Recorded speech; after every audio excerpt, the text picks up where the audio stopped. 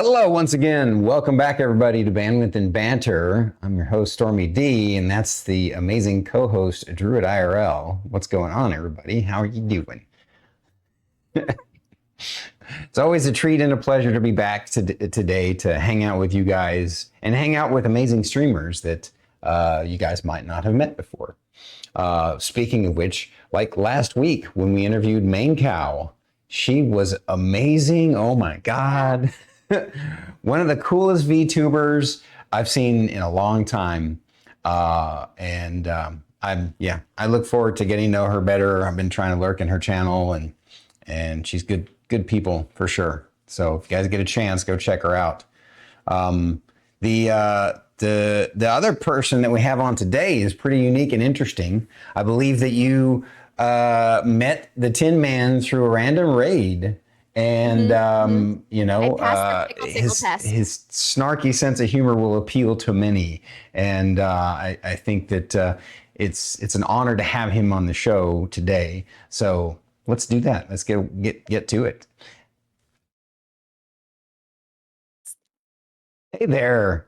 Tin Man, please reintroduce yourself and share something about your stream that you would like to highlight. Yeah. So I see a lot of my my community out there today, so thank you guys for showing up. Most of them are my mods. I did threaten to ban them all if they didn't show up, so good job, guys. You can stay one more week. But yeah, so I go by the Tin Man. My channel is mostly just chatting. We do some gaming on there, but it's basically all just building community. We want to just meet people, have a place to go, hang out. A lot of people actually, I stream during the day, so a lot of people use my channel as sort of like more of a podcast. They'll ignore their jobs or whatever, their children, whatever they're doing during the day, and they'll just have me on in the background. They'll listen, they'll chat, they'll hang out, and we just get into anything. It's very 18 plus, so it does get a little weird, which I guess is part of the appeal for that, because people have to spend their day with their children and at work and blah blah blah, and they can come in and just get kind of weird with us, which is really nice. So plus, you definitely have that great radio voice, so it definitely makes sense. I've been told I have a face for radio also, so it's I don't know about that, but I'm so excited. All right, hell yeah, let's jump into the questions. Thank you, obviously, because we've been friends on Twitch here for a little while, ever since that random raid, and honestly one of the best random raids. So really quick, I try at least once a week to do just a random raid. I stream 5 days a week. We're always raiding community members, friends, things like that. You want people that show love, you want to give them love and all that good stuff. But one of the things I always say about trying to grow on Twitch is you got to meet new people. So we'll go through as a community and we'll just kind of watch people and we'll find somebody that has a good vibe. And you passed the vibe check and we raided you, and it turned into one of the most fun raids I've ever done in my entire life. And now it's turned into a friendship, and now here we are. And here we are. Here we are. Right on. Yeah, it's because my mods are so trained to check to see if anybody is a streamer. Like any first time, like anybody that pops into my chat, I'm just like, they check to see if they're a streamer, and then they'll shout them out, then I'll interrogate them.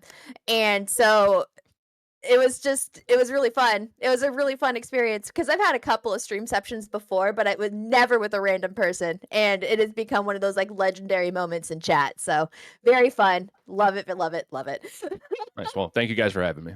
Absolutely. Jumping into the questions here, the Tin Man, please share a boring fact about yourself. A boring fact about myself? Oh, that's gonna be a tough one. A boring fact about myself. Let's see. I don't know. I mean, I guess people wouldn't think that it's boring. Every time I mention it, people are like, that's so interesting. But I collect tarantulas like a nerd, and some people are like, that's disgusting, you're a freak. And some people are like, oh, that's awesome, can we see them? So yeah, I don't know. I mean, that's a very interesting question. A boring fact about yourself. Yep. Yeah, doesn't like Crocs. Is that boring? Crocs are the worst. Crocs are the worst. If it comes back to you, if something boring comes to you later on, let us know. Yeah, I don't know. That one threw me off guard. I don't really know how to answer that. And that seems very like that seems very almost like, oh, me boring? No, because I'm boring as shit. Like I don't do anything. Like I stream. That's the most exciting thing about me, is that I stream. Yep. Like that's Same. it. And then when I'm not streaming, I'm like staring at the wall, like hanging out with my dog who's blind and can't stare at the wall. You You guys know? could stare at the TV And together. we stare at each other and she can't see shit, and I'm just like, okay. Hmm. Like she's right there. That's her. We'll ask about her soon, don't worry. Yeah. Tin Man, how did you pick your Twitch name and what was the inspiration? That is a much more. I have a much better answer for that. So most people have heard of the Tin Man, obviously, from there he is right there, and all over there, and all over my goddamn room, because that's all people buy me now is Tin Man stuff. But so in the Wizard of Oz, the classic tale, the Tin Man was the one that needed a heart, and about 6.5 years ago in 2018, I was diagnosed with dilated cardiomyopathy, which is a form of heart disease, and I have heart failure and all that fun stuff. And that snowballed over the last 6.5 years. I have a pacemaker, defibrillator. I need a heart transplant, just like the Tin Man needed a new heart. I need a new heart. So I kind of went that route. And we on the channel, I used to give 25% of all of my profits to the American Heart Association, and we raised over $10,000 in 2 years for them, which is amazing. Fortunately, my situation has changed a little bit, and I can no longer afford to give away my profits. So the community was cool about it. It wasn't like, oh, you piece of shit, like you were doing charity and now you're not. I'm like, I am the charity, like this is my job. I have to do this. But yeah, so the Tin Man just it clicked with me because he needed a heart, I need a heart, and it worked out. I think it's simple enough, and it's just something that hits close to home to me, and the channel is based a lot around my heart problems, and mostly my community making fun of me for it, which is totally fine. Completely accepted everything that's going on with me, and we're cool with that, but it's so that's where the name came from. Gotcha. So Tin Man, switching gears a little bit here, what Dungeons and Dragons class would you consider yourself to be in real life? And I haven't played D&D in a long time. I played a bit when I was a kid, with like my sister's older friends. They had like a group going, and I would get in on it, and I thought it was cool as shit. And then we all got a little older, and everybody, started just drinking and going out too much, and nobody was really doing that anymore. And now that I've gotten even older and boring, I'm like, I want to do that, but nobody's doing that. Nobody wants to do that. Like, what are you talking about? Like, we're 40 years old. Like, get out of here. So I don't even really remember a ton of the Dungeons and Dragons stuff. But I definitely something that stays out of sight and doesn't want to be bothered. Is there a class for that? Like just Sure, like a rogue. Yeah, there you go. I'll be a rogue. I'll just sneak. Like everyone's like, okay, we're going into the party, and I'm like, all right, I'm gonna go sit in the bushes and wait for you guys to be done. And if you need me, call me. Like I'll just be over here. There's something like that. So yeah, I guess a rogue would be good. Beautiful. I love that answer. I don't want to do anything anymore. You know how it is? Like Right. somebody's like, hey, there's a party next week. You're like, man, that sounds cool. And then that next week comes and you're like, yeah, fuck that. Just not. I'm not doing anything. Like why did I agree to anything? I agreed at the time to get people to stop talking to me. And now that time came. And now it's like, I don't want to do this. I just want to stay in. Public is scary. Yeah, I want to be in bed annoying. on a Friday night at 9:00. That'd be awesome.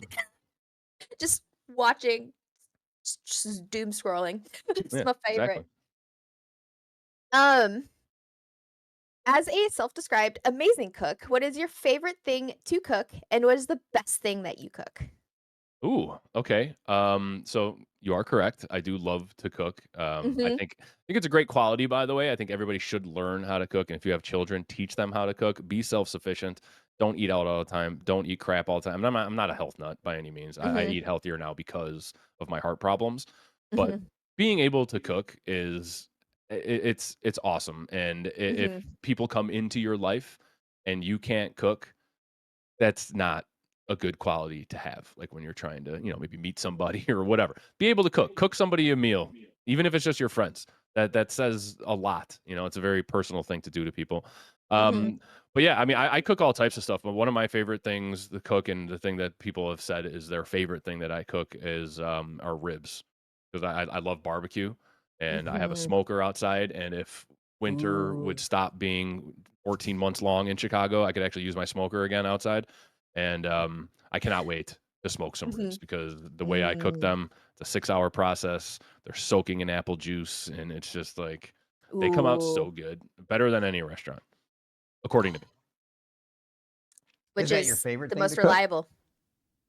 Yeah, yeah, that's my favorite thing to cook for people also because like I do like 4 racks at a time. I'm not eating all that. You know what I mean? So like when I'm gonna have like a dinner or if it's some people are coming over, I'm gonna make everybody ribs. Like I want to watch them enjoy them because I know like not being all full of myself, but I know they're fucking good. So it's like I want to see people enjoy something that I created. You know, Mhm. so Mhm. that cooking ribs is definitely my favorite thing to do. Nice. Kind of marrying those I love last food. 2 questions together a little bit. Yeah. If you could have any meal from a fantasy setting like D&D, what would it be and why? Ooh. Or any Fantasy fantasy setting. setting. Mhm. Yeah, well, I mean, can I have like a like if what's it called? Like Jurassic Park was real and I could have like a brontosaurus steak or some shit. You know what I mean? Almost like Flintstones, you know? Wow. That's a Ribs that are like creative this solution. I big. like it. Yeah. I want the Flintstones ribs that knock over his car. Yes. I want that. That's great. Yes. Yeah. Yeah. Well, did you guys see that they brought back the dire wolf? See Yes. Yep. that? Mhm. And now I've watched. everybody, I saw the guy, the CEO of the company on Rogan the other day, and he was kind of talking about it. And like the biggest question they give is when you're bringing back dinosaurs, which apparently I just found out because of the podcast is impossible. But anyways, Mhm. but they're not doing it, but they are going to bring back the woolly mammoth. And he said the number one question they get is, can you eat them? It's Mhm. like they're bringing back something after 10,000 years, and everybody just wants to eat them. Yep. We talked about this on stream the other day before I listened to that podcast. The first thing I said was mammoth steaks. Like, let's Yes. go. You know, Yeah. like realistically, do I really want to just wipe them out and kill them again? No. Debatable. But Yeah. do I want to eat a mammoth steak? Yeah, One day, obviously. absolutely, Yeah. absolutely. They did the woolly mouse or whatever, or They the did, woolly yeah. rat. Yeah, They wanted to make sure that they can get the genes right and stuff. yeah, So. yeah. So there's little woolly mouses out there that are They're just super super cute poopy. too. Yeah, they're super cute. And now people are saying like, "Oh, release those like into the markets." And like, no, that's not what this is for. But No, yeah, exactly. Yeah, don't do that. Don't do that for science only. But we'll watch them from a distance. They're so cute. science and food, Science and food. woolly Um, mouse nuggets. Sorry. it's okay. Um, please tell us about the pickle tickle method for choosing who to raid and what inspired it. What inspired the pickle tickle? Mm-hmm. Okay, so my stream has evolved a lot over the years. I've been streaming for 4 years. I've been doing it seriously at the level I'm doing it now for about 2.5 years, trying to like make it a real thing. You know, before it was just kind of on and off, didn't take it seriously. So for about 2.5 years, I've been doing it seriously, and in an earlier iteration of my stream, we had a tits emote. It was just a neon sign that just said tits. It wasn't like wasn't like a picture of tits. It just Mm-hmm. said tits. Yeah. So when we would get first time chatters, when we would get raiders, I'd be like, hey, everybody, show them your tits, and then they would fill up the chat, and it was. I always tell people that you have to have some sort of hook on your stream. When people Mm-hmm. come in, especially on a raid, you have seconds to get them involved because everybody knows you can get raided by 100 people. 80 of those people are going to be gone within the first 3 minutes. That's just the way Mm-hmm. it works. Yes. Their streamer's done, whatever it might be. The people leave. It's not because Mm-hmm. you did anything wrong. So you have a very small window before those people hit leave to grab them and maybe even keep one person from leaving and just kind of seeing more of the stream. So I Yeah. always say have a hook, and that was the hook was, hey, show them your tits, and then the chat would fill up with neon tits, and everybody would be like, dude, that's awesome. Then I get follows, and everybody would want it, all that Mm-hmm. stuff. I guess some people didn't like that, and they reported it, and it got banned. So then I was like, well, okay, so now we have hashtag RIT. If we got any in my community here, could we get some RITs in the chat? That's hashtag Yeah. rest and tits. Rest and tits. Yeah, so because they banned it. So yeah, so I was like, we need something else. So we came up with the pickle tickle, and Mm-hmm. it didn't get banned for quite a while now. And I think it's because it's probably two separate email, and it's not really even that. It's not like as bad as Yeah. that, just the word tits. You know what I mean? So Yeah. and I know people have tried to get it, but I got people out there that hate me. Can you believe it? But yeah, so that was it. So it was our new tits, and it was just so when people raid us or if a first time chatter comes in, I say, hey, everybody tickle their pickle. 9 times out of 10, everyone's like, "Oh, that's hilarious. What is this? This is funny." You know, people play into it. Every Mhm. once in a while, somebody will be like, because that's how I start off every chat when I go into a new chat too. I start off with Mhm. the pickle tickle, and it's Mhm. basically just a vibe check. And Yeah. most people are like, "Oh, cool, you know, like that's hilarious," or "What are you doing?" You know, they Yeah. think it's funny. I've had a couple people immediately ban me. I've had people be like, "You're a pig. What is wrong with you?" And I'm like, "Okay, fair enough." But now Mhm. I know we wouldn't get along to begin with, so you just saved me a bunch of time trying to Mhm. like get to know you, you know. So Mhm. not only is it just fun and it's funny because I'm a man child, but it's a good way to vibe check communities to see Yeah. like how they're gonna react, you know, Yeah. To see and if at it's least our see. it's our new hook on the channel, you Mhm. know. When somebody comes in for the first time, we do that to them, and Mhm. a lot of times Yeah. it gets them to hang out. Yeah, Yep. Yep. It's people come into my chat and shit their pants. Like we all have a different thing, yeah, right? exactly. Mhm. Best way Yeah. to get out of work, by the way. Like, facts. Yeah. What are they Facts. gonna say? No. Keep working with shitty pants? Like, no. Nobody's gonna accept that. You get to go home 100% of the time. Yeah. So, Exact. Tin Yes. Man, next question. What drew you to Twitch? Oh, okay. So, after I got sick in 2018 with my heart problems, I didn't do much of anything. I lost my job at the time, and I went on disability, and I couldn't really do much.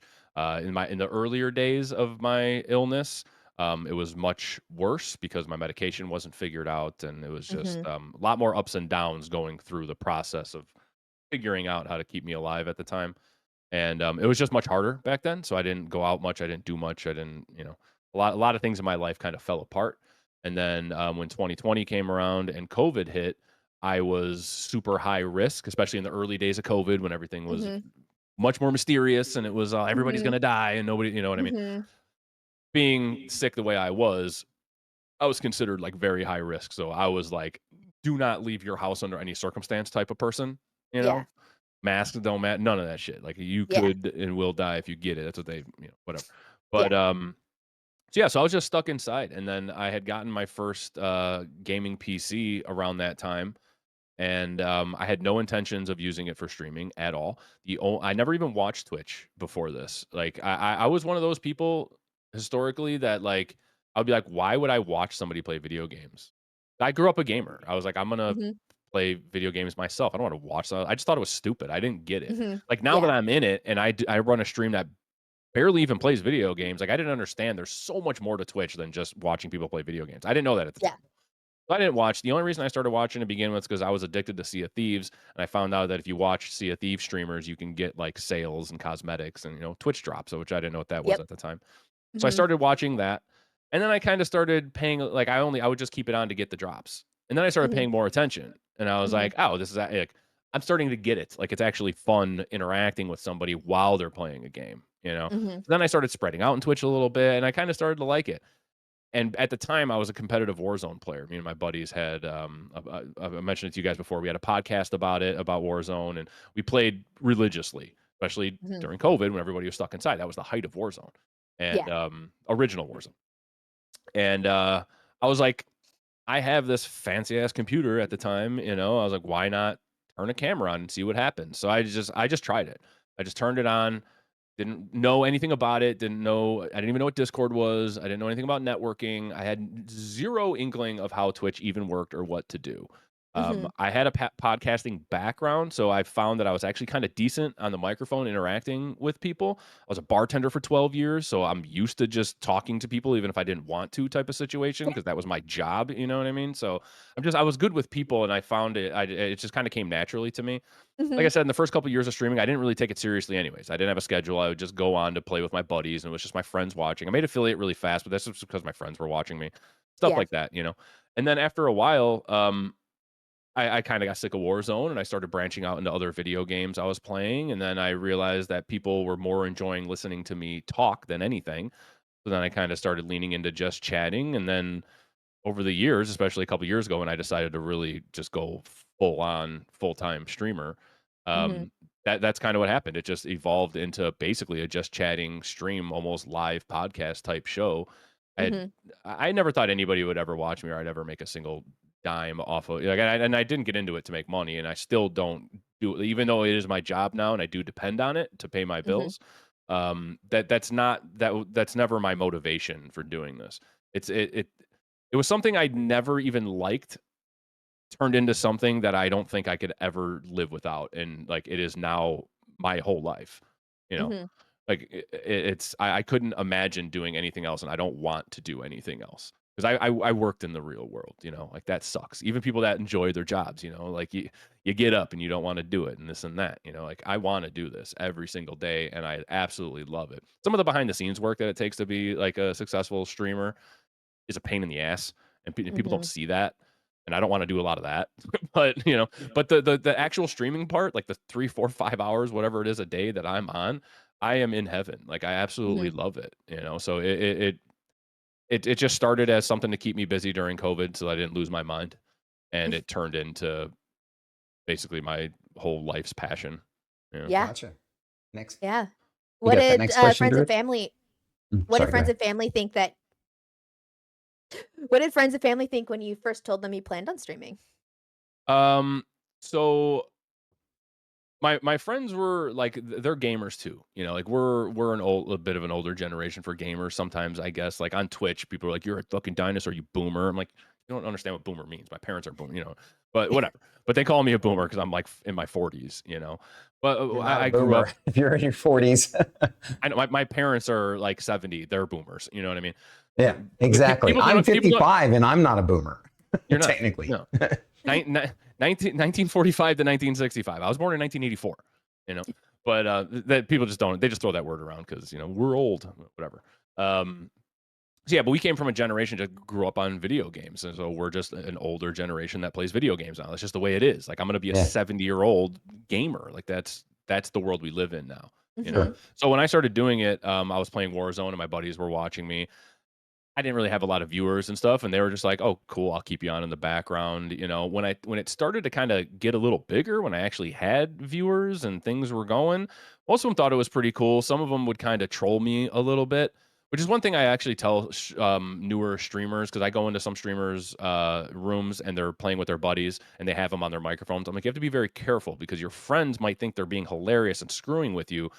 It doesn't matter if it's you saying it, them saying it, it's coming out of your channel. You're Right. responsible. You can get in a lot Mm-hmm. of trouble for what your friends do. So you have to kind of Yep. let your friends know if you, hey, you might think this is silly and stupid, but this is serious to me and you could ruin it for me, you know? Mm-hmm. So my friends were basically mostly supportive. Like I got a ton of friends even now, like everybody kind of knows what I do in my life. I've been doing it for so long now. Mm-hmm. But there's so many of them that they don't get it. They don't understand. They're not on there. They don't care. You know, if every dude I grew up with in the neighborhood was watching me, I'd be a partner by now, you know, but most of them don't care. But I got a few of them. But my Mm-hmm. family was insanely supportive. Like, but they always have been. My dad's in here right now. If you guys see who fucking cares in the chat, that's my dad. He's been in every single stream of mine for Nice. 4 years. He's retired. He lives in Florida. I'm in Chicago. But yeah, when I said I wanted to do this, you know, and at the time I was fighting disability for a long time in court, Social Security, and all that stuff. That you know, it's a whole thing. But Yes. I didn't have income for a very long time. You know, I was kind of riding off of savings and the good nature of my family and whoever could help me get through until I was taken care of. But yeah, my dad especially, you know, my mom too. She comes into my stream every once in a while, and they were just super supportive. They're like, "Well, what do you need?" You know, and I was like, "I don't know, maybe like a new microphone because this thing sucks or whatever." And they would help me with anything that I needed. You know, so I've had an awesome support system around me, and I've talked to a lot of people. A bit of a format of my channel is kind of helping smaller streamers grow, and I get a lot of questions. Like we do Q&As on my channel about Twitch growth and all that stuff. And a lot Mm-hmm. of people have told me before how unsupportive their families are. They think it's stupid. They're just like, get a real job, blah blah blah. And to a point, don't quit your day job to be a Twitch streamer. I will never encourage anybody to do that. It is nearly impossible to make a full-time living as a streamer. Even partners, big partners have regular day jobs and stuff, you know what I mean? So Mm-hmm. don't do it for money. But if you want to try, you know, and it's unfortunate that people in your life won't support things that you want to try to do. Mhm. just because they don't get it or they think it's stupid. I've had Mhm. friends of mine before, like at a barbecue that I haven't seen in a while, and be like, "Well, that's so stupid that you do that." I'm like, "That's cool. Yeah, go back to your fucking dead end job, you nerd." What I don't care. Yeah. I'm enjoying myself. It's not just about making the money for me because, like I said, I do depend on this, so this is my job. But at the end of the day, I'm fucking happy, and I Yeah. really enjoy doing it. Yeah. Like Agreed. I can't say that about most of the people that I know. They don't really enjoy what they do. They do it because they have to. They do it because Mhm. that's life, you know? Mhm. So, I don't know. It's unfortunate when people aren't supported by the people around them? At least let them Mhm. Yeah. try. If they fail, they fail. But that's life too. You gotta Yeah. fail. On Yeah. that So, same yeah, so I'm note, I'm very lucky that I've had the support that I've had. yeah. Yeah. On that same note, what struggles did you deal with when you first started streaming? So I guess when I first started streaming, I wasn't trying to be a streamer, so there were struggles there that I didn't even realize because I wasn't paying attention. So Mhm. I wasn't looking to grow. I didn't really know. I just did it because hey, my buddies can watch me play, and then maybe if a few people pop in, fine, whatever. Mhm. Um, so I didn't really understand what it took to be a streamer at the time. Mhm. When things started to kind of grow a little bit, and I wanted to start doing it, I'd say some of the biggest things are I always say there's two main things to streaming. There's getting people to your channel, and then there's getting people to stay in your channel. Those are two completely different things, and they Mhm. both take different angles to get. To get people Mhm. in your channel, you have to network, you have to promote, you have to get your name out there. There's a lot of stuff that is involved, and I struggled with that because I didn't know what Discord was. The first person that invited me into a Discord, I'm like, I don't know what that is. What are you talking about? And it wasn't until I got into that first like support Discord because somebody had discovered me on Facebook or something that changed everything because those people, that server no longer exists. But Mhm. I owe them a lot, and a lot of those people are now the admins in my server because when that shut down and I started mine, I'm like, I need you. But that was the first time that I kind of realized, oh, it's not just about going live. Like you need to do a lot of stuff here, and they kind of Mhm. taught me the groundwork to do that. So I'd say some of my biggest struggles in growing to begin with were just knowing where to go to meet people. I had no Mhm. idea. Like I wasn't big in my early days. I wasn't even big into watching Twitch. Like I was a Twitch streamer that didn't really like watching Twitch. You know, Yeah. so once I kind of discovered that it's not just about gaming, and I could actually find substance on here and something that I relate with, either with people Mhm. chatting or maybe you're building something or maybe you have a bunch of reptiles in your fucking room like I do and stuff. And I could talk to you about something like an interest that we have. I started discovering that, oh, there's more people out there that are like me. And I started leaning into it more. And then the more I leaned into being out on Twitch, not just in my own channel, I realized that that's how you really grow out here is by making real connections with people. So Yes. I'd say it would be just the connections because I didn't even know you had to do that. Yeah. You know. Yep. 100%. What tips can you share with future streamers? Uh, so I get the question a lot. Like as a new streamer, what's the number one thing you would tell somebody? My very first piece of advice. So okay, the first thing I would tell people, I guess, is just do it for fun. Do it because you enjoy it. Do it because it's just something that you like doing on the side. Don't quit your day job. Don't don't try to, be like, oh, I wanna be a famous full-time streamer. I'm really good at Warzone, so I want to do this for my job. Don't get into it for that because you're going down a road of disappointment that you set yourself up for. Yeah. Just get into it because you really enjoy it because you want to. But my first like real piece of like technical advice for being a streamer while you're live is pay attention to your chat. Pay attention to your chat at all times. That's You Mhm. great are an advice. you're an entertainer first and you are a gamer second.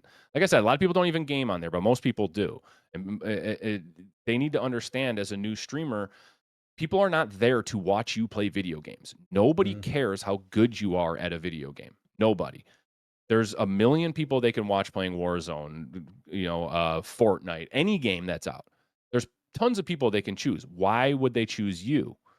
You need to give them something else. You need to give them the attention that they want. If I just want to watch gameplay, I can go watch a YouTube video, or I can just play it myself, or watch my buddy play it on a couch. Like that's not why people are here. People are here to interact with you. So you need to make sure you're interacting with them. If you go into a channel or somebody comes into your channel, you have no chatters, and somebody comes in, don't be like, oh, hey, and then just go right back to your game. Mm-hmm. They're not there to watch you stare at your screen and ignore them. Ask them 100%. questions. Get that stuff kicked off. Pay attention to them at all times. This is one of the reasons when I do play video games on my stream, I do not play multiplayer games. I gave that up a long time ago because I found that as the chat gets busier, it's much harder to focus on the chat when you're on a team and you have other people talking that might be on your, even if you're playing a solo multiplayer game, you got one eye on that game and you want to get that dub, and you will ignore your chat because of that. It's just, you get in the zone. It just happens. I've been there.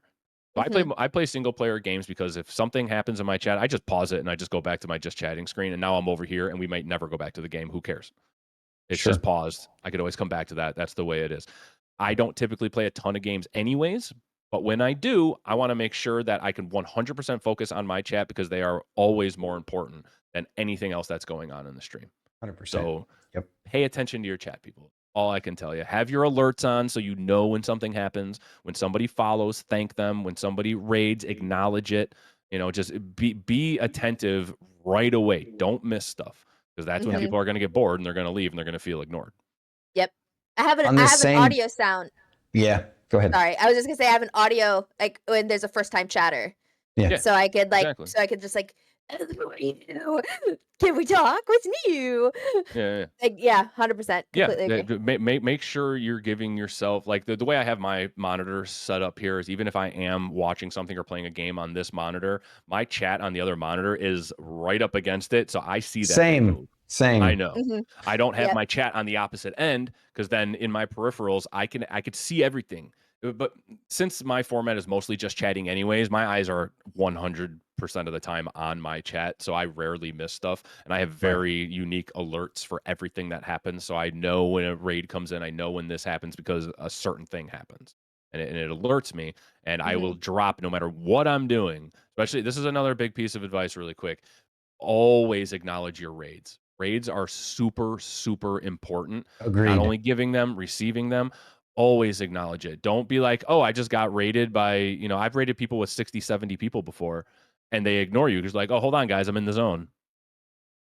My community's leaving immediately, and you only got about a minute to fucking keep me there, Like, just stop what you're doing. If you got to die in the game, die. If you got to let your team down, whatever, let them down, pause your game, always go over to your raid. You only have seconds to get some of those people to be interested in you. So don't ignore them. And this, I'm sorry, I thought you were done. No, I am. I was going to say, in the same line of thinking, what do you enjoy most about streaming? The interaction, the chat interaction. I had a big conversation about this yesterday. I typically stream about 4 hours a day. Another little tip: always start your stream with just chatting. Even if you're a full-time gaming streamer, never come off your starting soon screen right into a game. Come off your starting soon screen into a just chatting scene. And even if there's one person there, two people, no people, just be like, hey, what's up? How's everybody doing today? What'd you guys eat? What are you guys doing? How was your night? This is how my morning went, blah, blah, blah. That could spark conversations that last hours. You never know. But always give that personal touch. Ask your community how they're doing. A lot of people are on Twitch because they need that interaction. There's some lonely people out there, or they're just bored or something. They want something. They want some substance. They're not just there to watch you play games. So always start with the just chatting scene. So I always do that, but my just chattings usually last a couple hours before I even start playing games. Yesterday, I chatted for 8 hours straight. It just never stopped. I could never catch up with my chat. It was super busy, and that happens. Like it just happens, and the conversations just keep going, and they snowball. And we chatted. I was like, oh my God, it's 8 p.m. I've been on for 8 hours, haven't stopped talking the entire time, and I absolutely love that. So part of that conversation I had yesterday was I get a lot of people that say like I get them through their day because they do use it like as a podcast type of format. They just listen to me in their ears while they're working or whatever because I am very chatty and I just always keep going. but it's not just about me, like giving you something. Right. I'm getting just as much out of it as anybody else is. I have an Mhm. extremely overactive mind, not just like an imagination, but my mind races. If I stop and I'm stuck with myself for too long, and I've gone through my like depressive states and all that stuff. We've all been there, you know. I'm doing fine now, by the way, um, but yeah, my mind is something else, and if I get stuck in there, it could be bad. So I always have to keep myself busy. I have to keep doing something. Being able to come on stream 5 days a week and just talk and interact is literally like opening the floodgates for my mind. Like it's a pressure valve, and it just lets it all out, and I get to let everything out, and I get to speak, and I get to just keep my mind active. You know, some people like to do crossword puzzles. Some people like to do, you know, whatever, this and that, to keep their, you know, trivia and stuff, to keep their mind active. This is how I keep my mind active. So the more chat interaction I have, the happier I am, and like, let's go, keep me going all the time. When I start catching up to my chat, because I'm always getting behind because it moves so fast. When I start catching up, I'm like, come on, guys, keep me going. Don't let me catch up with this. And then they know to start just throwing shit out there, because I don't really have a topic that we ever talk about. We just let it go and see where it Mhm. goes. But Mhm. yeah, to me, it's streaming is all about the community and chat interaction, and I've been very fortunate to build an amazing community of the same people. I see the same people every day. I've met a lot of these people in real life now. They've visited me in Chicago. I've traveled all over the world to go visit people. Like it's become a thing that I didn't even know. Like if you told me a few years ago, like, oh, you're gonna be flying to Australia to meet people and go to a concert with streamers, or you're gonna fly out to Virginia with like 9 streamers and go to a 4-day music festival. I'd be like, what, I'm gonna meet people off the internet? Like, what are you, insane? I don't want to end up in a basement. Like, what are you talking about? Now it's like we plan it all the time. It's like, hey, I'm coming out to this city. I'll be in your town. Let's go. Let's go out to eat. Let's hang out. You know, like these people have become like real friends. I don't see them as, they're not just numbers in my Yeah. in my channel. You know, In it's two become weeks, I'm going to something be real. You know, flying out to Washington to meet her and nice. her husband for the first time. Both Oh me yeah, and my wife. that's awesome.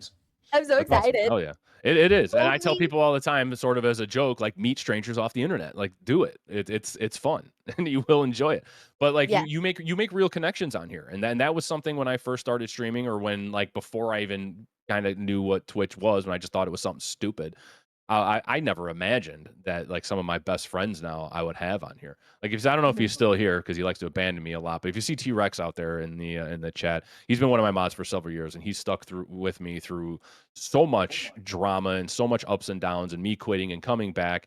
And we've met in person on 2 separate occasions. I've gone out by him. He's come out and stayed with me in Chicago, and he is genuinely one of my best friends in the entire world. And we met because we're streamers. Well, he needs That's to be a awesome. streamer again. But yeah, it's yeah, I love the interaction. This is like, Hell yeah. this is my social interaction. I don't want to go out anymore and like see real people. It's gross. Gross. I had to do Yeah. that for my IRL job. I know, right? No. All right, Tin Man. How long have you been playing video games, and what was the first one you ever played? Oh man.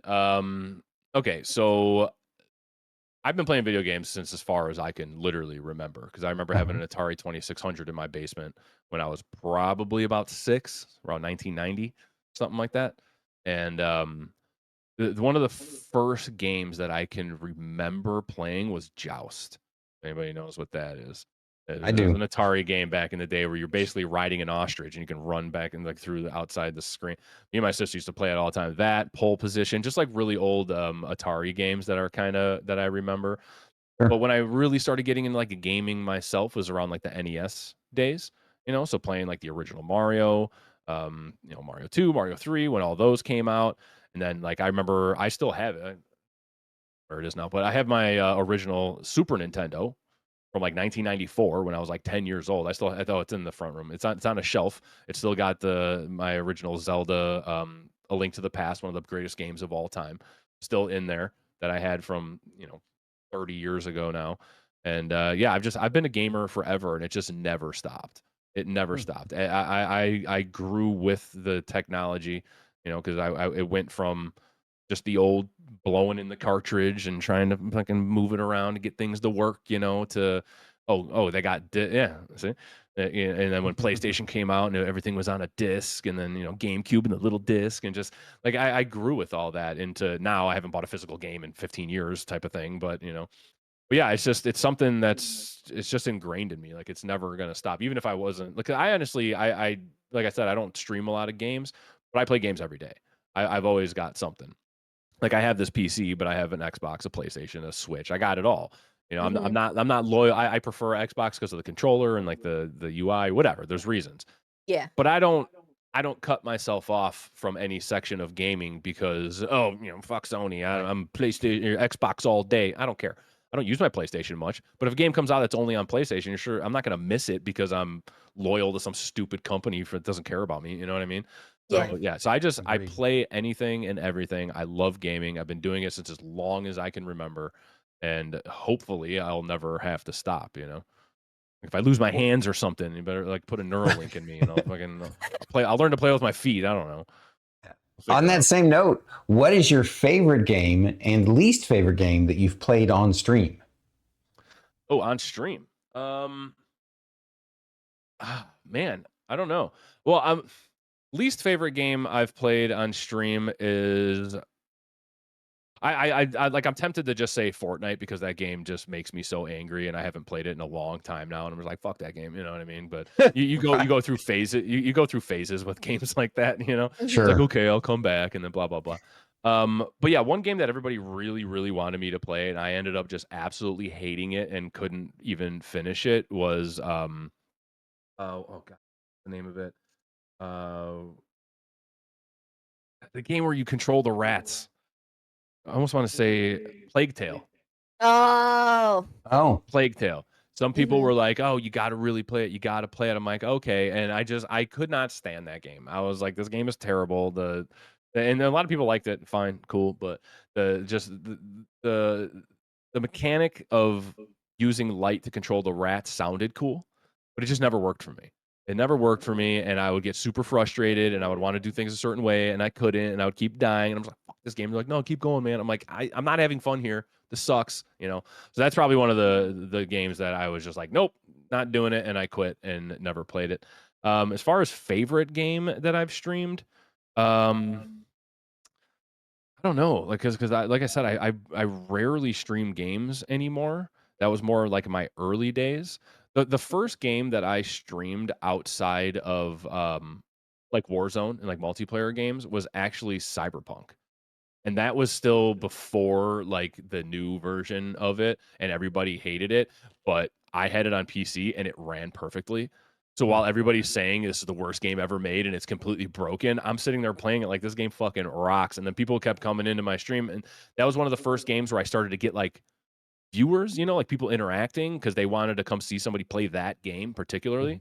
right. And when they would see it running well and listening to me be like, "Yeah, look how much fun this is," people are like, "Oh, you're actually convincing me to go buy a game that the world is telling me not to buy."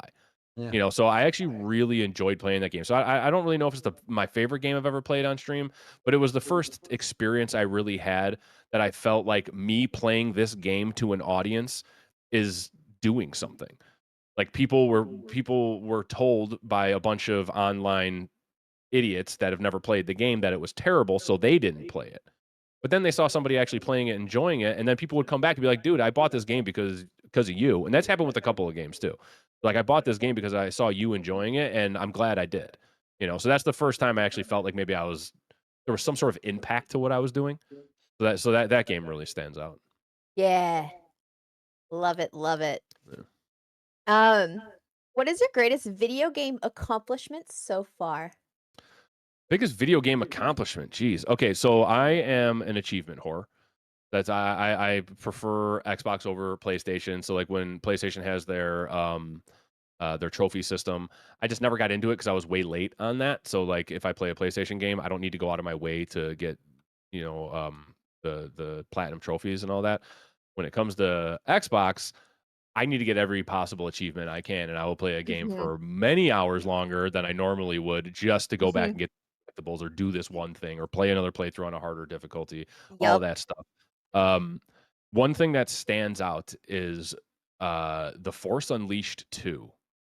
You guys remember The Force Unleashed, those the Star Wars games? They were fantastic Star Wars games where you play a Star Killer, and oh my god, they were so good. If you haven't played those, go back. That's like peak Star Wars. Um, but The Force Unleashed 2 had an achievement that I racked my it killed me for like weeks because it was the last achievement in this game. And all it was you had to complete like the training. But the training was following a set of buttons basically to do like the highest combos that you can do. And one of them was Mm, like a 40 button combo or something. It was absolutely insane. Something you would never do in the actual game, but Right. you had to do it in the training in order to complete the training to get the thing. I tried to do that, like, you have no idea, and you had to do it fast, and you had to, like, memorize it, and it was a thing. I remember when I got that achievement, like, literally, like, throwing my controller and jumping and be like, "Woo!" Like, in my house, like a grown ass man, 'cause this was only, like, 10 years ago or something, and I'm like, I've never felt more accomplished in my life. Like, I've done bigger things in games, I think, but mhm. accomplishing that, getting that achievement and getting the 1,000 gamer score on that, I Yup. looked around like, nope, nobody knows, nobody cares, but I feel like I actually am living for something right now, as stupid as that sounds, like I accomplished something. And yeah, Mhm. so to me, getting that achievement was probably one of my biggest victories that nobody ever saw. No, Dang. that's a great one, dude. I love Dang, it. but that's Thanks for amazing. sharing it with us and your folks who haven't heard that before. Yeah, yeah, that just popped back into my head too. I was like, fuck, man, I remember how long it took me to get that achievement, and I tried it for days, like days and days. And I was like, Mhm. I'm not gonna give up. I'm gonna go back and I'm gonna get this, and then I did. uh, Switching gears here a little bit here. How long have you been collecting comic books? And please tell us about your once a month comic book giveaway. Okay.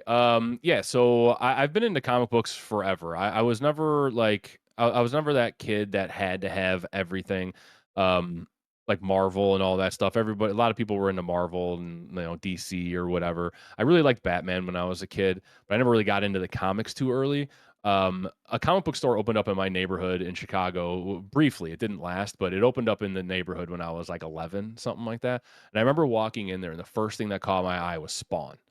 And I was like, "Oh shit," because there was a series called Spawn: The Dark Ages, and I saw those. It was the covers that caught me, and I was like, "This is the coolest shit I've ever seen in my life." So I started buying those, and I was like, "Man, this is awesome." So then that was the first time that I was like, "There's not only is the artworks, I'm really into artwork and stuff. That's why like when I get comic books like this, like this is an awesome book, cool, but this is all about that special edition cover, like so I Yeah. get a lot of that stuff just for the artwork." But that was the first time that I started like kind of reading the stories, and I was like, okay, I'm going back. Going back, I'm getting the next one, getting the next one, getting them all. And then I started buying like the Violator series, and then I started getting like the original Spawn series. I just got really into Spawn. And then Wow. back in the 90s, I think it was about 94, 95, HBO released an animated Spawn movie, which is on there now. You can go watch Yeah, it. it's good And stuff. it's super good, and it's very mature too. But like Yeah. back in the 90s, we were kids, we weren't pussies, so we could watch stuff and not be offended and be like, oh yeah. So I would watch that stuff, and I was like, this is like the greatest thing in the world. So that kind of like kicked off my comic book thing. But I didn't really have a lot of friends that did that. Like a lot of them, we all play video games, we all play Mortal Kombat and like all that stuff. But none of them were super into comic books. I didn't like have that buddy that I can be like trading comics with and stuff. So I just kind of did it on my own a little bit. And then when I got a little old, like in my teenage years, I kind of lost interest in a lot of things besides just being a teenager, partying, and whatever I was doing when I was a teenager. All the going to church and helping old ladies across the street and whatever I was doing. But but yeah, so when I got back into like my 20s and stuff and started having my own money, and then I was just like, I kind of went backwards, and I was like, man, there's all this shit that I missed back in the day. Let me go check this out. So then I would go to like Comic Cons in Chicago and buy way too much artwork, and then I would start getting books, and I started buying. By that time, a lot of the books I was interested in were already in compendiums, so I can get the entire series, the whole book, like Mhm. in one thing. So I was doing Mhm. that, and that's when I really got into like the stories and just kind of reading them. I was like, all right, these are awesome. And then after that, I just, when online stores started coming out and I could get my subscriptions for certain series and they would just Right. show up at my house every month or every whatever that they came out. I was like, well, now this is awesome. Next thing I know, I got boxes and boxes and boxes. And then around COVID time, there was a huge resurgence in the collectible market because of that COVID money that everybody got. Right. Everybody was getting checks from the government, and people were like, "Oh, buy groceries, pay my bills." No, buy a $600 comic book. You know what I mean? So the collectibles market went through the Or roof. magic cards. Magic cards, Pokemon cards. Pokemon, any type of collectible. It happened with all of it. It's just comic books was my thing. And around that time, there was a huge like things like this. Like this is a cover by Clayton Crane. Clayton Crane is one of my favorite comic book artists. He's mostly a cover artist. He doesn't like write the comics. He just does the artwork. And he did a ton of like special edition covers for books that are very limited runs and very valuable. So I would get a hold of a couple of them and then basically flip them once they sold out on eBay for 5 times what I paid for it. So that was one of the ways I got through COVID, was wheeling and dealing these kind of rare comic books. And then I had so many built up over the years, I would go through my collection and be like, oh shit, they released a new Venom movie. I have this old Venom comic, and now that the movie is coming out, that market just went through the roof. I've got 3 of them that I bought for, $10 back in the day. Why not sell them for $150 a piece? So I would do that. And then, so when I started streaming, I would do my giveaways, would just consist of comic books here and there, And then what happened was the comic book market, along with a lot of other markets, sorry if you guys can hear my dog. He's being an idiot. You're fine. But yeah, he barks. Okay, yeah, because that's all I can hear. He barks at leaves when they blow down the street. But Yeah. but yeah, so the comic book market over the last few years has kind of bottomed out. So I already made my money in it with those books, so it's not like I'm losing anything. But I got a bunch of them. I still got a ton of them. The only thing is, the market's not great, so I know what these books are worth, and people are just going to undercut you and try to get them for almost nothing. And then the only way to really sell them is on eBay, which we call FeeBay, because they take so much money from you. It's ridiculous. So at the end of your transaction, after their fees and taxes and everything, you're not making crap. So I was like, you know what? I'm giving up my eBay store. I don't care. So I've just been sitting on these books.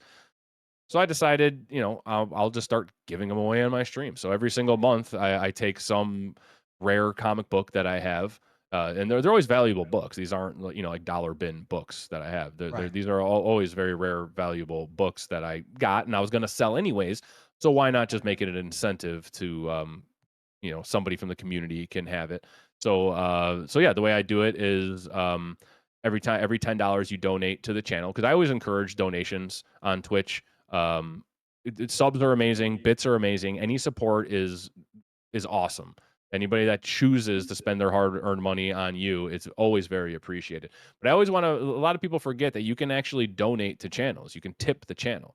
So one of the reasons I always encourage tipping is your money goes further, because you could spend $20 on bits, right?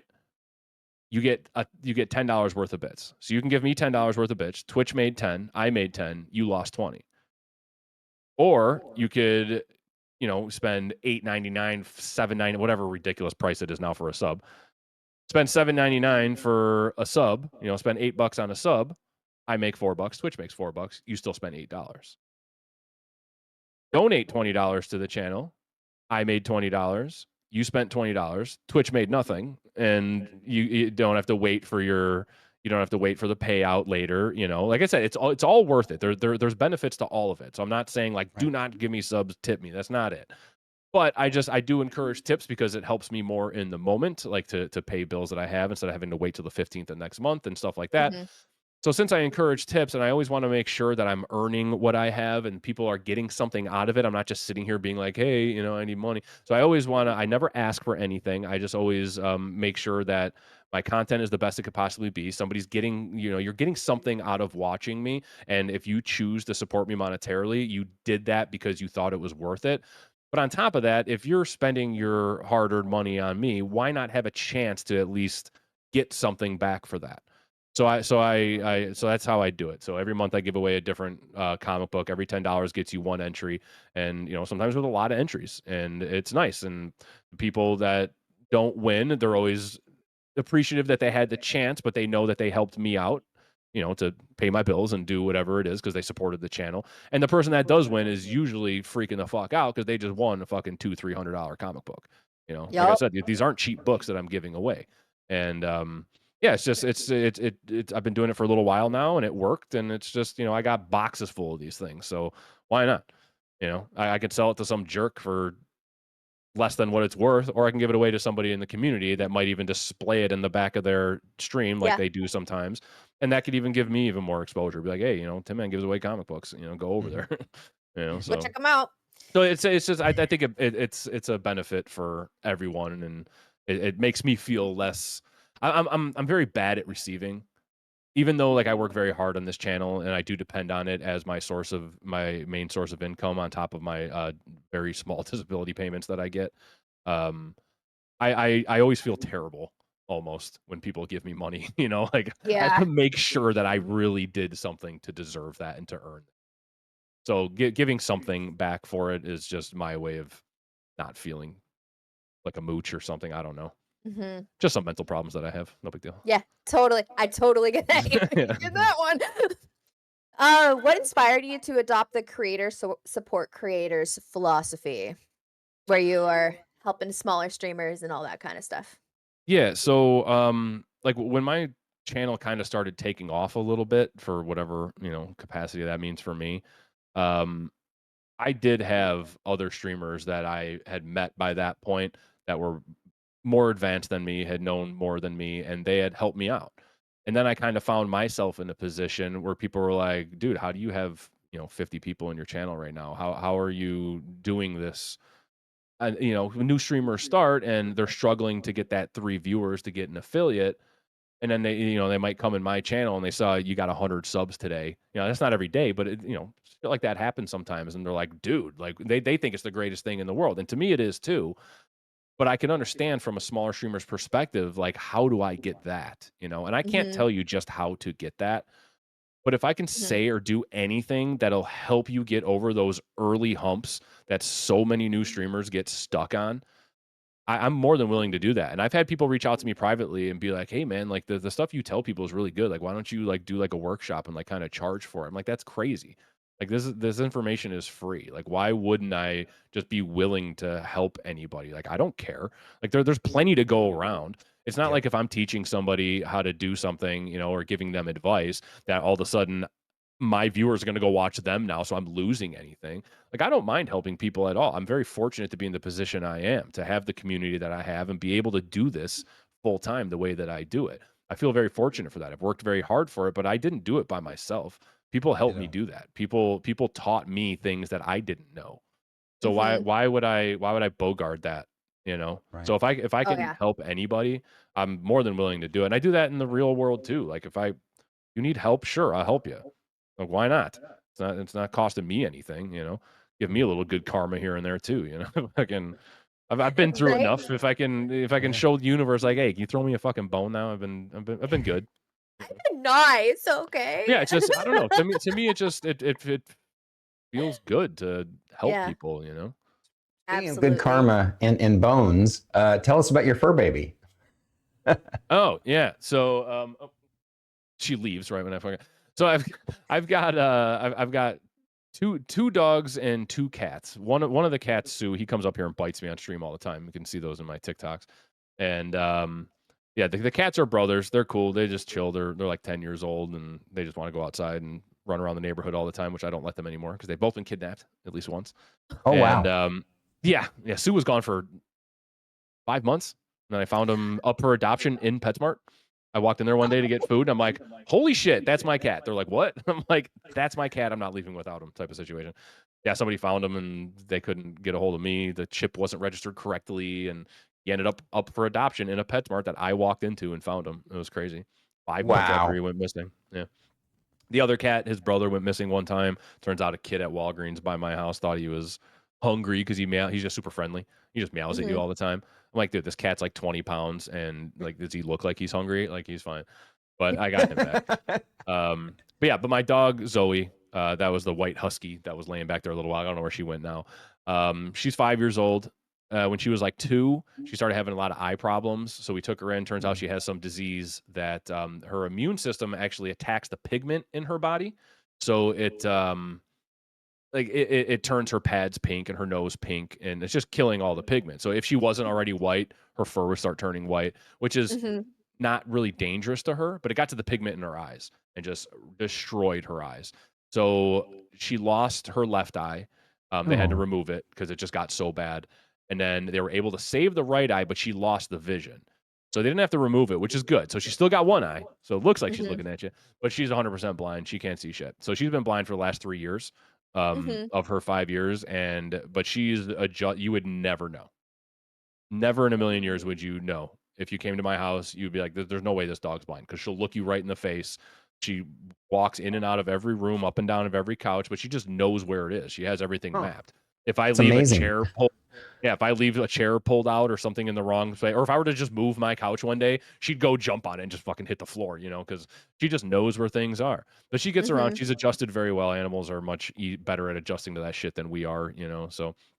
She lives a Aw. good life. She's awesome. She usually is just sitting on that couch back there, and she was until you asked about her. Now she's gone. But I can't switch them now on here, obviously. But in my OBS, I got cameras that look at the couch and other fur babies I have. These are all tarantulas up here. Yeah. It's like Actually- That's actually our man, next those things. question. Yeah, I'll our let you- next question is, how long have you been collecting and breeding tarantulas? 30 years. So when I was Wow. 10 years old, I walked into a local fish store. They had like a little reptile section in the corner, and they had a Mhm. tarantula over there. And when I was growing up, if I saw a lizard in a store or a turtle or a frog, I'd be like, "Dad, can I have that?" He's like, "Sure." So I had snakes and lizards. I had everything growing up. My house was a zoo. Like we Mhm. had all types of shit. And Mhm. yeah, I walked in one day and I saw a tarantula. I was like, "Dad, can I get a tarantula?" He was like, "Yeah." So he got me a tarantula when I was 10. And we ended up finding a shop in the city that was like a tarantula specific store. It's called Mhm. Arachnocentric. It plays long gone now, but then I started, because I got like a rose hair tarantula at first, usually everybody's first tarantula type of thing, very beginner or Mhm. whatever. But I fell in love with it, and then I found this store, and I started getting more and more advanced species, like more dangerous ones, faster ones, and as I got into my 20s and stuff, I had dozens of them, and I started breeding them a little bit, and then I made a little bit of money. That breeding tarantulas it's difficult because the turnaround time is so long. Like by the time you pair them, the sack drop, it could be over a year. So Mhm. people that do that full time, they're literally working with hundreds and hundreds of spiders at a time because there always has to be a sack dropping and whatever. So to Mhm. time that and shit. So for me, it was just like a hobby that I would every once in a while breed and then go to some collector, go to some other breeder and sell them off, or maybe trade them for like some more whatever. But Mhm. it's just something that stuck with me, and I just never stopped doing it. I only have 5 tarantulas right now, and I know some people are like 5, but that's nothing. Like I usually have like 50 or more at any given time. Wow. But when I got sick, so I haven't gotten any new tarantulas since 2018. So 6.5 years since I got sick, I haven't gotten any new ones. Some of them have died off, but for the most part, I sold off most of my collection because tarantulas, especially adult females, can be very expensive. Like I got tarantulas that are worth $500-600 a piece. So there was times over the years where I couldn't pay my rent, so I'd sell a tarantula. And like so my collection has dwindled, but there's the Mhm. 5 that I hung on to that are very long lived tarantulas. They can live like 30-40 years, Wow. and they're just they're a little bit of sentimental value to me almost. Like those were the 5 Yeah. I'm not getting rid of. Like I'm gonna hang on to these ones. So that's all I've kept. I haven't gotten any new ones in a long time. And this cage right here, I don't know. My camera's backwards on here. I'm so used to it on my stream, and I'm like right Yeah. here, but I'm like pointing at nothing. But that cage with the lights on it right there. There's a my ball python is in there. Her name it's a 4-foot female ball python that I named Jake before I knew she was a female. So that's Jake the snake. But Yep. yeah, she's a girl. But I've had I her had for a 17 years. Yeah, I had a ball python and a corn snake growing up. nice. I've had a lot of Yeah. corn snakes. I've had everything. I've had everything. I Mhm. never kept any hot snakes, which is venomous. But other than that, every snake in the hobby, every tarantula, Mhm. every lizard. I used to have like true chameleons with the eyes and the tongue and all that stuff. We used to build custom cages, big open air Ooh. custom cages and shit. And yeah, reptiles and arachnids and all that. That's just been like a hobby/passion of mine since I was 10 years old. It just never Yeah. stopped. Interesting. I'm just not really in a Interesting. position anymore to do it at the level I used to. But Yeah. I understand. there's remnants, so Yeah. that's it. Yeah. It's fun. I'm a bird And person now, so yeah, no. well, so Well, you're gonna like this one. That cage right there is a adult female Goliath bird eater tarantula. It's the largest species in the world. Her name's Big Bertha, and I have a camera on her, so when she comes out, I can hit my stream deck, and a camera will pop up, and we can watch her crawl around. Oh, on that's stream. wild. So cool. That's so cool. Some people freak out, but I'm like, it's Yeah. just on camera. You know? If it were real life, I would probably freak out, but not on your stream. Yeah, no. Well, that's the thing too, and I warn people. I'm like, hey, if you're afraid of spiders, just so you know, there's about to be a massive spider on the screen. But it's just on the screen. If you have any questions, like I've been studying these things for 30 years. Like I know everything there is to know about tarantulas, and I can actually educate you a little bit and show you that there's really nothing to be afraid of. But I get it. Like some of that might be ingrained in your DNA. Some primal thing that people are afraid of snakes and spiders and shit. So I don't like if it's my friend. Like I got a buddy that he hasn't come to my house in 20 years because I got snakes. He's like, I'm not coming near your house. I'm like, okay, see, but whatever. But I give him shit, but I won't give the average person shit for being afraid of that because sometimes they can't help it. Yeah. All right. Something happened to them when they were a kid or some shit. Yeah. Switching gears to we got the last 3 questions coming up for the regular interview before we open up the floor to the audience members. These last 3 questions are just fun questions here that we always ask everybody, just like our first few questions as well. The Tin Man, what is the weirdest sleeping dream you've ever had that you're willing and able to share on stream? Okay, so well.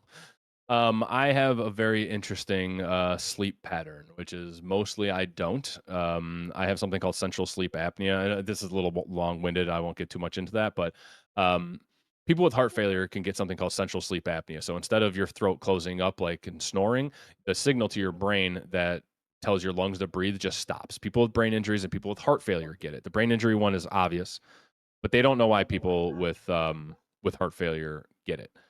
But I got it. Got lucky, So I don't sleep well, and I wake up a lot, gasping for air, and I've always been a very lucid dreamer, like my whole life. And now that I sleep even less, and with my heart problems, it's just a whole thing. So sleep is very good for your system, for your body. So I sleep so poorly these days that I get into like these waking dream states to where I'll wake up, but I know I'm awake, but I'm still dreaming. Not like I've had night terrors and sleep paralysis before, where you can't move. This is where I'll be totally awake, but the dream will just keep going. And I'll even wake up my fiance. I'll be like, "Hey," because I told her about it, and she's like, "What do you mean?" I'm like, "I'll tell you when it's happening." Like I woke her up recently, and I'm like, "Hey, do you see the teddy bear on the dresser?" She's like, "What the fuck are you talking about?" I'm like, "There's a teddy bear just throwing shit around on my dresser right now." And I see that. I see it in the room. But because I'm aware of what it is, I don't think I'm losing my mind type of situation, So I have very weird, constant dreams. Like I dream very vividly every single night. But one thing that's been following me around since I was a teenager, I dream about plane crashes at least once a week. At least once a week, I dream of a plane crash. I'm almost never on the plane, but the plane is crashing towards me. And then that feeling of like dread, knowing, and usually it's like spinning slow. I'm like, it's fucking coming. Like, I can't get away. It's going to crash into the yard. It's going to crash, whatever. Like, it's coming. And that's once a week for the past 25 years. Wow. And I don't know. Yeah, I don't know. I've never really done a lot of sleep dream studies or anything like that. You know what I mean? But yeah, that's like, and it's not a recurring dream. It's not the same dream. It's just the same, the same type of dream. The dream itself will be different, but the plane falling out of the sky, crashing towards me in my house or wherever I'm at, all the time. I'm talking about it now, so it's happening tonight for sure. You know what I mean? Like, that's one of those things. But it happens anyway, so it doesn't really matter. But yeah, so the plane crashes, man. I don't know. It's just such a weird thing, So Yeah. if I ever go down in a plane crash, guys, you heard it here. I called it. But I'm never on the plane. That's the thing. I'm only watching. Or if we read somewhere or see that you've been hit by an airplane, then we know why. Yes, if a plane crashes into my house or something. I do live in the flight path of O'Hare Airport, so there's planes flying over my house constantly. That honestly might be part of it too, because even the house I grew up in, I was in I'm not far from where I grew up. I was in the same flight path, so literally all day, every day, there's planes landing right over my house. So while I'm sleeping or something, I'm just so used to hearing airplanes that probably just got in my head, and then it fucking. Now there's planes in my dreams, I'm the same way with like helicopters and stuff. Because we live really close to a naval base, and Okay. so and then my poor husband never really grew up around that. And he's just like, "There's just so many helicopters. Why are there so many helicopters?" And I'm like, Yeah, see, I'm uh. so like people that would come and visit, especially at my like it happens here too, but with the house I grew up in was direct path by O'Hare Airport. So people would come and visit and I wouldn't even hear them anymore because I listened to them for, 20 something years fly over my house all day every day. Mhm. People that would come from places that don't live by one of the biggest airports in the world would be like, "How can you stand this?" It's like, I don't know, I don't even notice it anymore. Like it's just there, Yeah, it's there. It's It's like background noise. shaking the house and stuff. Like it's I don't know. Chicago, man. That's just the way it is. It's just noise. I love it. If you could be any superhero, which one would you be and why? Oof. Batman because he's rich as fuck. That's a great answer. It's Like, simple, yeah. but I mean, wait, do I get to be straightforward. Bruce Wayne too, or do I just have to be me? But then I put on the bat suit and like my stomach's hanging out, and I'm like, okay, here we go. Like, am I that Batman, or can I like be Bruce Wayne and Batman? You Like, would. I want to be. I want the whole package. I I want think to it be would the whole be. I thing. think a whole package deal. I'll take whole But package then. I Yep, think. whole package Batman. That's what I want. Because Batman's like one of my legit favorites. I mean, Spawn's my favorite, but I don't really want to die and have to like fight devils and deal with the Violator all the time. That just sounds like a lot, you know. But Yeah. yeah, Batman seems legit because he Oh can just yeah. be like, "Oh man, I was fighting crime all night. All right, let me fucking get in my $2 million car with like these 9 supermodels and just go do whatever the hell I want." It's a nice way to relax after beating dudes all night in the alley. That sounded Yeah. terrible, but you know what I mean. All right. So Flip it, last Pat. question of the regular interview. This one is either or situation. And this is one that Drew came up with that's pretty clever and it fits you and your stream. It's an either or. The one you choose stays in the university. The one you do not choose gets removed from reality for you and everybody else. So, crickets or cockroaches? Ooh, For eating. but I have to eat them. Well, then you eat. I've seen you eat them on stream. I know, I do. Yeah. Let's see. I'm gonna get rid of the crickets. Oh, really interesting. Why? Yeah. Okay. So growing up, keeping reptiles and all this stuff, I have fed both of those to my animals for a very long time. Crickets smell, and they're loud as shit. Cockroaches actually do not smell. We use something called dubia roaches, but it's a type of roach. They do not smell, and they're much easier to manage and breed and grow. So that's one reason I would do it.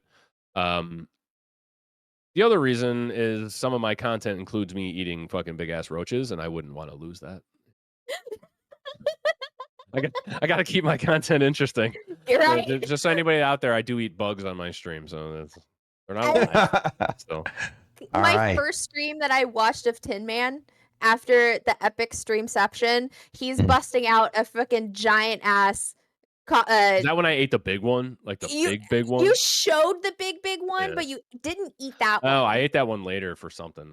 Yeah, but I was just like, what is happening? And I had to leave and do something, and I was pissed that I had to go. But yeah. Yeah, sometimes I'll eat them with super like Carolina Reaper hot sauce and then read dirty children's books. Fun. I'm sure that makes them tastier. Yes, exactly.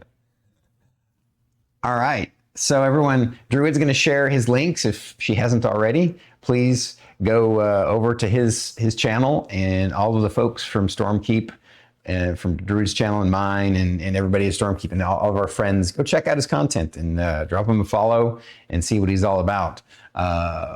Really interesting character here. We have quite a few questions already queued up from his amazing community. And I apologize in advance if they're being weird. No, it's great. That's what we like. Listen. The thing is, I had a negotiation with the union in chat, and I told them that we approve of the shenanigans. So the union, my union rep. Yeah, the union rep. So chat has gotten union approval as well. To be as like I gave permission, then the union gave permission. So It has been negotiated. Sounds good to me. Yeah. I'm not in charge of literally anything that happens on my channel anyway, so we'll just go Same. for it. I'm not either.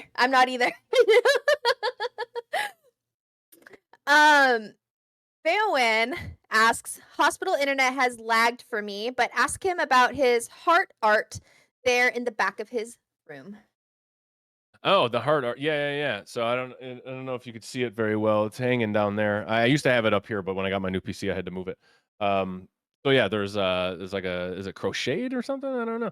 But V here had made me a like a banner of a anatomically correct heart, and it says the Tin Man on it and stuff. And she sent me that because she's an amazing Aw. artist. She put that together for me. So Love thank you, that. V. Very much appreciated. I was That's playing guitar on amazing. stream the other day, and I moved everything, so you can't see it. Everything's kind of pushed into that corner. But And you play guitar? I do, yeah. Well, I did.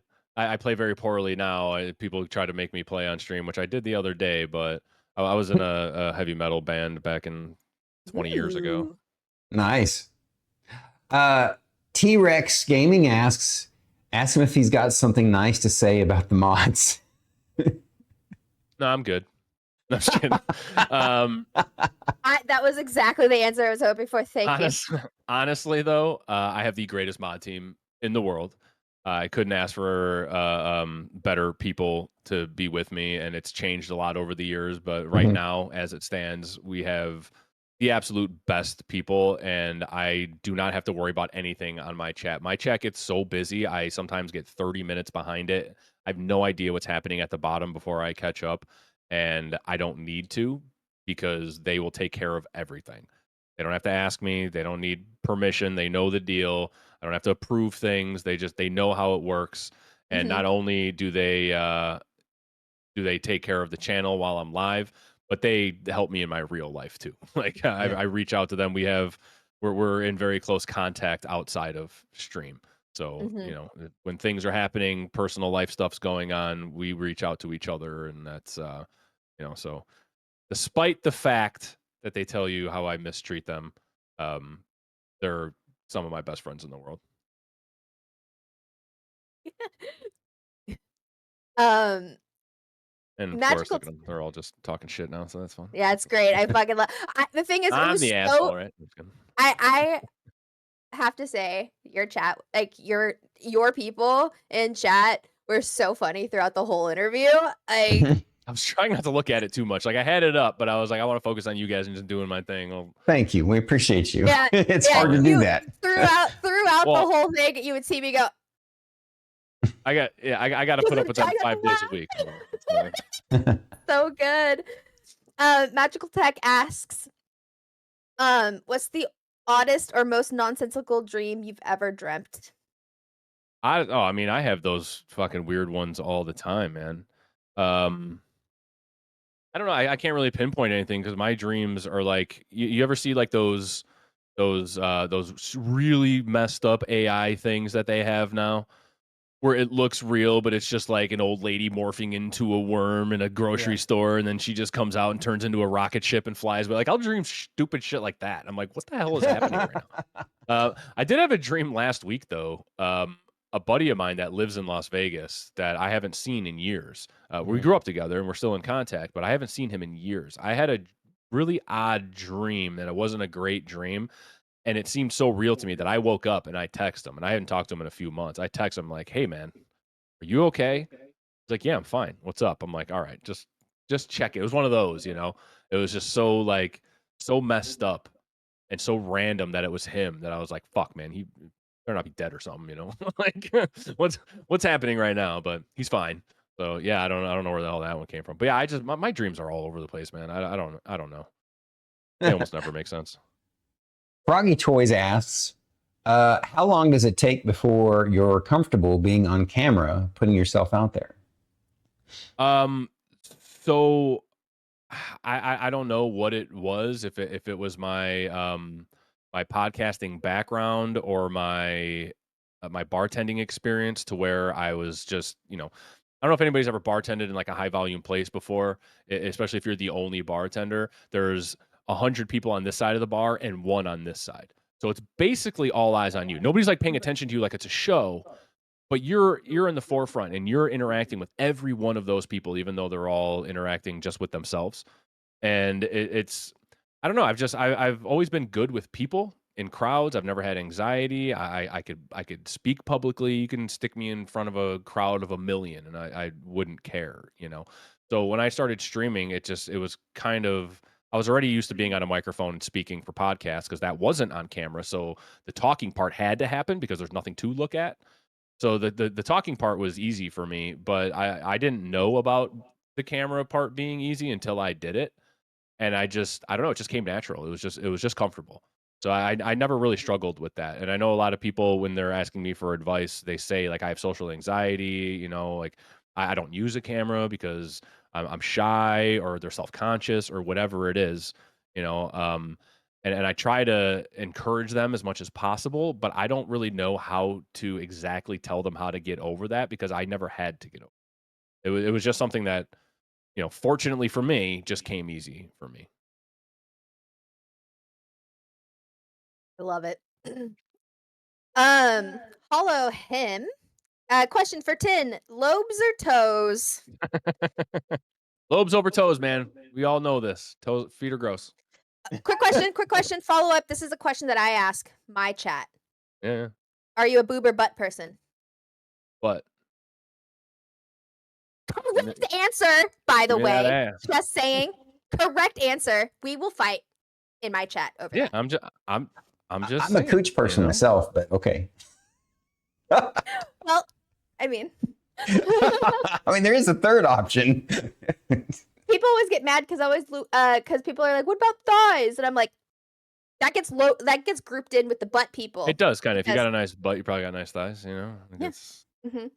I'm just saying, like, if you see somebody with a really nice butt and small boobs, that's still really nice. But if you see someone with big boobs and like no ass at all, it looks weird. It's a good You point. know what I'm saying? Just throwing that out there. So I'm going to skip ahead to this question that I had thought of earlier while we were chatting about comics. I used to collect a little bit, nowhere near what you did. I still have my small collection that fits in one box, right? Because I collected, other than a few special off things, I collected Grimjack. Have you ever heard of that comic? Do you know? Of it? No, the name is familiar for some reason, but I don't know why. Gotcha. It's I may have just heard of it at some point in passing. It was really a popular I'm not 90s familiar. comic, but it was from First Comics. I don't know if you remember them. They were one of those third party, not DC or Marvel comics. Yeah, like Image and like all those other ones. Yeah, exactly. Yeah. Anywho, if you haven't ever checked them out, check it out. Yeah. I think you might like it. If you like cyberpunk, yeah, for sure. it's pretty cool. Hell yeah.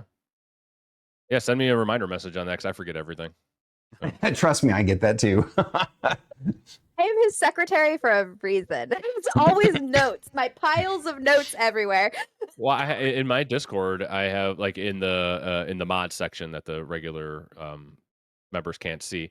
I have a stream reminder, and when things happen in stream, I call out to my mods like, "Hey guys, can I get a reminder for this?" And they'll go into the Discord and put it in the reminder section because I will 100% forget everything that I was supposed to do. That's clever. That's a cool idea. Yeah, so then I'll go in there and be like, "Oh shit, thank God they wrote this down because I've completely forgot." Yep.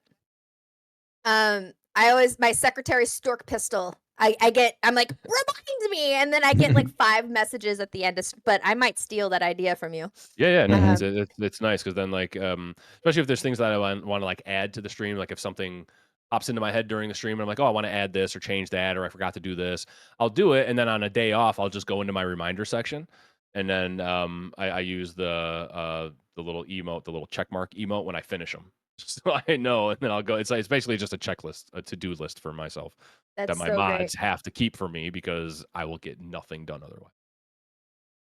I have to say, we have only a little bit of time left for the interview, so we won't be able to get to all these questions. So I'll have Druid run through these. We'll try and rapid fire them.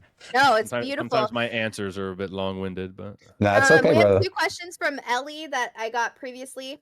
So I'm gonna throw those in there. Sorry, guys. I'm skipping the couple to get here. Ellie asks, why does he drink Merlot to feel quirky and different? She means Malort. That's Malort. yeah. I said it wrong. I said it No, wrong. it's It's fine. not That's right. fine. That's that right there. So Malort is a if you've never been to Chicago or you don't know anybody from Chicago, you probably don't know what it is. It's a Chicago, like a cordial, it's a liqueur, it's a liquor. I don't know what the hell you would even categorize it as, but it's literally known. Like if you were to go watch the Malort commercials, it's literally known for being disgusting. Like it's the Chicago handshake is a Malort and an old style, which is a Chicago beer. So whenever somebody comes to Chicago for the first time, it's like a rite of passage to try Malort. Some people like it. It's a very acquired taste. I genuinely like it. People like her, you're gonna be like, oh, he just likes it to be different. No, I genuinely drink it. That's actually how I met my fiance. I walked into a bar and I ordered a shot from her because she was the bartender, and she's like, oh, nobody drinks that. I'll have one with you, and now we're getting married. But long story short, but yeah. Nice. So if you've never tried Malort before, you come to Chicago because you can't really get it outside of Chicago unless the person who owns your local bar maybe is from Chicago and they have it for some reason. Gotcha. Yeah, come to Chicago, try a shot of Malort. Please let me know before you do and film it because most people cannot stomach it, and it's hilarious watching people. But asks why you're so mean to Schultz. Who's Schultz? Shut up, wet blood. Get out of here. Okay, so Schultz is my best friend. He's been he just comes and goes as he pleases at my house since I was about 10 years old. You will see him in the background here just smoking bongs throughout my channel or throughout my stream. And yeah, he's just my best friend that just sits back there. But since I got my new PC, I didn't want my new PC sucking up constant fucking smoke. So now he sits in the other room with my other giant TV and plays PlayStation and smokes weed in there. And they act like I banished him to the netherworld and I'm abusing him somehow because he's not constantly in the background of my stream. Schultz is fine, everybody. Okay. Justice for Schultz. Yeah. It's a big hashtag in my channel. It happens a lot. Now I'm not sure who actually asked this question, so I'm just gonna say somebody asked, how many years did it take you to grow that excuse of a beard? Oh my god, I hate you guys so much. This is definitely You know what? Well, so the goatee, the mustache and the goatee have been there forever. If I shave them off, I look like some sort of weird baby and I can't stand it. So I've always had that. My excuse of a beard here is new. I've never like just grown a full beard because I can't. And I don't know, I just decided to after New Year's to keep growing it, and my fiance likes it, but they all just make fun of me now because like that's not a beard. I'm like, all right, whatever. I have to shave it off though. I got to shave it soon because I'm getting my throat tattooed next month. I'm with you. I got mine is splotchy on the side, so I don't even bother anymore. Yeah, like I know people, like I got a buddy of mine, like I'll see him on Monday and he'll be clean shaved. If I see him Friday, he's like Grizzly Adams, like his beard is like down to here. I'm like, how do you do that, man? I'm so jealous. Like I couldn't grow a beard out, like if I tried. My beard, like this is it. This is what I get, you know. So that's it. Fake funny. beard confirmed. Yes, thanks, Hollow. Appreciate you, buddy. So last question, and then we'll have to wrap for the day. This is a great one from Hollow Him. Not really from Hollow. He didn't ask this. Oh, okay, of course. When can we get Tin Man a hot tub stream? Well, here's a fun fact. With my heart failure, I'm not allowed to go in hot tubs. I can just sit in an empty hot tub. Yeah, hot tubs and saunas are off limits for people with heart disease. You didn't know that? I did not know that. Yeah, I can't go through metal detectors, and I can't get near roller coasters either because they're magnets, and my defibrillator and pacemaker will. Makes Scary. sense. Yeah. Wow. Yeah. So yeah, I mean, if you want to buy me a hot tub, folks. I'll sit in it cold. I don't know. So I know I said that was the last question before we wrap, but actually, is there one last thing that you would like to share about you and your stream with the folks before we wrap up for today? If you come by my channel, just introduce yourself and make yourself at home. Everybody's welcome. It is 18 plus. It's very strictly 18 plus. But other than that, you know, if you ever find yourself in my channel, just say hi. We have one of the most welcoming communities, as weird as they are. They are some of the friendliest people you're ever going to meet. And one thing I look for when I look for other channels is not just a fun, entertaining streamer, but I look for a welcoming community. Like Facts. I really don't like when I go into a channel, even if the streamer is very attentive, the community seems very cliquey and just kind of ignores you. You know, like you're not one of us type of thing. That doesn't happen Yeah, in my channel. My that does my me. like and even if I get behind on my chat and I don't catch up to what you said for several minutes, the community is going to take care of it. They're going to talk to you. They're going to hang out with you. And yeah, just if you find yourself there, just say hi. Say hi. Oh, yeah. You're welcome there. And I almost guarantee a good time. Awesome. 100%. I agree. Love it, After love having it. spent several hours in his chat yesterday, you guys are in for a treat. He's a unique character and a really cool dude. Yeah, community is great too, which is just an amazing reflection of. And you will get your pickle tickle. Yeah. I mean, Just saying. Thanks again. It was an honor to have you. Thank you guys so much for having me on. Wow. That flew by, and we went a little long today, which is awesome because awful. you know, yeah, what a terrible thing to have happen is to go a little long when someone is interesting as the Tin Man. Speaking of interesting, check it out. Next week we have Seth the Hex for his Dirty Dozen return interview. Looking forward to that. He was one of our favorite interviewees last year. And as you guys know, we do one a month. We do, you know, basically we call them our Dirty Dozen, 12 people from last year that we interviewed, and we have them on again. And Seth the Hex is one of our favorites, so it'll be a treat to hang out with him. And yeah, it's been an honor to hang out with you guys, especially all of the Tin Man's folks. Thank you for coming and supporting your streamer. You guys are awesome. And yes, you're awesome. Thank you so much. And that's all we got. You got anything else to add there, Druid? I love you guys. It always has to be that, and I love it that it is that. Oh yeah. All right. Let's do this wrap, shall we? Thank you for coming to the show. Please drop a like, subscribe, and comment down below. And if you're listening to the podcast, Please rate and review the episode. we are Bandwidth. And Banter. Thank you. And good night. Good night.